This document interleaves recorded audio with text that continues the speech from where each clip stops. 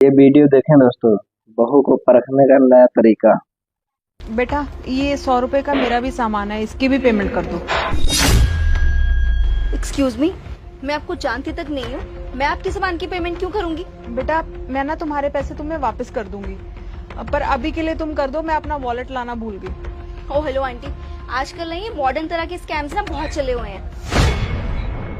दिखने में अच्छी खासी लगती हूँ, हर कोई तुम्हारे झांसे में आ जाता होगा कि 60-70 रुपए की तो बात है, कहाँ ही मार लेगी पैसे। लेकिन मैं तुम्हारे झांसे में आने वाली नहीं हूँ, पढ़ी लिखी हूँ मैं, ऐसे स्कैम्स ना मेरे ऊपर नहीं चलेंगे। बेटा ऐसी कोई बात नहीं है, तुम गलत समझ रही हो, मैं सच में अपना वॉलेट लाना भूल गई हूँ, इसीलिए तुमसे मदद मांग रही हूँ। तुम्हारी माँ की उम्र की हूँ, विश्वास नाम की भी तो कोई चीज होती। आंटी ज्ञान फैलने की जरूरत नहीं है, इतना ही शौक है ना हेल्प लेने का, तो कटोरा लेके बाहर क्यों नहीं बैठ जाती? जितनी भीख इकट्ठी होगी ना, आके इसको दे देना। ये क्या बोल रही हो तुम? तुम्हें तो बात करने की तमीज ही नहीं है। जी नहीं, मुझे नहीं है तमीज बात करने की, यही मेरा नेचर है, मैं ऐसे ही बात करती हूँ। कोई प्रॉब्लम? कल को तुम्हारी शादी हो गई हो तब भी तुम ऐसे ही बात करोगी? हाँ, ऐसे ही बात करूंगी मैं उनसे भी, और अपने सास ससुर को ना अपने जूते के नीचे रखूंगी। आई बात समझ?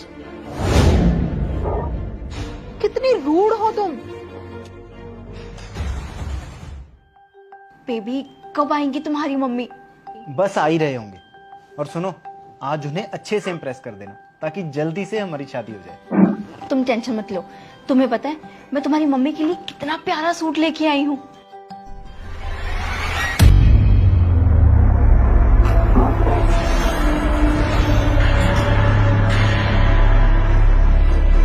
ये बुढ़िया, क्या बोला तुमने?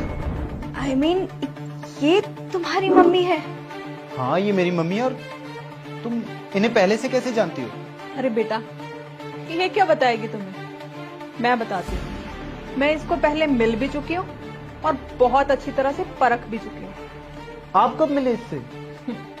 तुम्हें याद होगा, तुमने मुझे इसकी फोटो दिखाई थी और इसके बारे में बताया था। तब से मेरे मन में था कि आजकल की लड़कियां जो है ना, वो ऊपर से कुछ और होती हैं और हकीकत में कुछ और।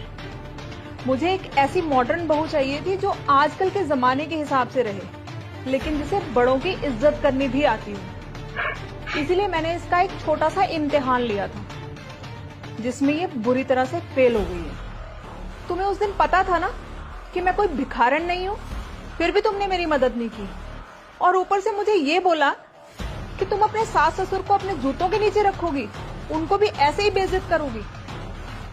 मैंने उसी दिन फैसला कर लिया था कि तुम तो मेरे घर की बहू कभी नहीं बन सकती, तुम इससे शादी बिल्कुल भी नहीं करोगे। Aunty ji, I am really very sorry, मुझे नहीं पता था कि आप इनकी मम्मी हो। मैं आपके साथ ऐसा गंदा बिहेवियर कभी भी नहीं करती। ये क्या बात हुई? अगर मैं इसकी मम्मी हूँ, तुम तभी मेरी इज्जत करोगी? अरे बड़ों की इज्जत तो हमें वैसे भी करनी चाहिए, जो कि तुम्हें बिल्कुल नहीं आती है। बेटा मैं मानती हूँ कि तुम इससे बहुत प्यार करते हो, लेकिन ये जो प्यार होता है ना, ये बहुत थोड़े से टाइम का होता है, और थोड़े टाइम के प्यार के लिए ना तुम अपनी पूरी जिंदगी बर्बाद नहीं कर सकते, और ना ही मैं तुम्हें करने दूंगी। तुम इससे बिल्कुल भी शादी नहीं करोगे। ये ना आपकी बातों में नहीं आने वाला। आपको क्या लगता है कि आप इन्हें बोलोगे कि मुझसे शादी नहीं करेगा तो वो नहीं करेगा क्या? बिल्कुल, हम शादी नहीं कर सकते।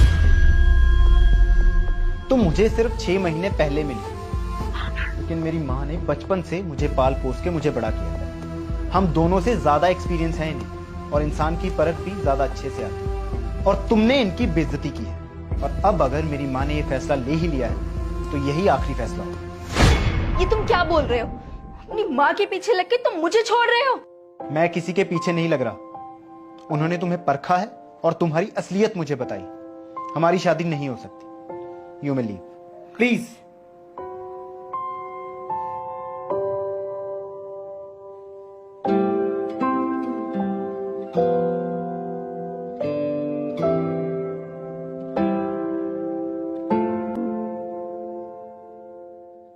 दोस्तों, मॉडर्न होने का मतलब ये नहीं है कि हम अपने संस्कार और संस्कृति को भूल जाएं।